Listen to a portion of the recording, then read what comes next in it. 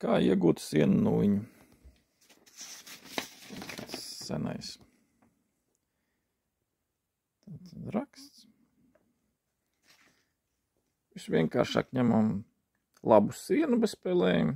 Tātad ieliekam spainī ar vāku, piemēram.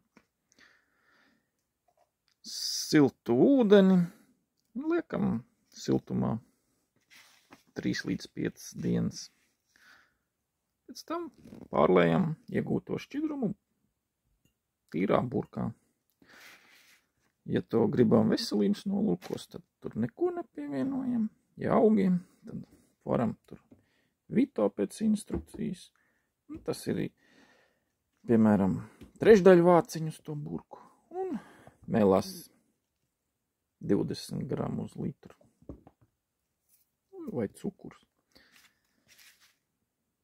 Un tad jau pēc 3 līdz 5 dienām tur augs jau šāds skaistums.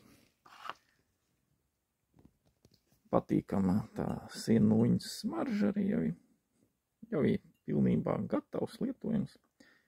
Nu, šeit jāatcerās, ir ļoti liela tā koncentrācija, jau tas ir teikarot atbilst, piemēram, veselai pakai jau tādai. Kā viņu tur varam arī maz. Bet, nu, ja nav jātaupa, varam lietot vairāk. Un turpmāk glabājam vēsumā. Nu, ja tur audzējam arī šo elpojošo vānu, nu, es bez. Tagad ar šo. Ja gribam, kā agrāk šis te preparāts augiem, fitosporīns, kas bija diezgan vājš, ja kas, tad ņemam jau vecu iepujušu sienu, viņu vāram, būs tieši tāds pats brūnā krāsā, un pievienojam šo ieraugu no burkas.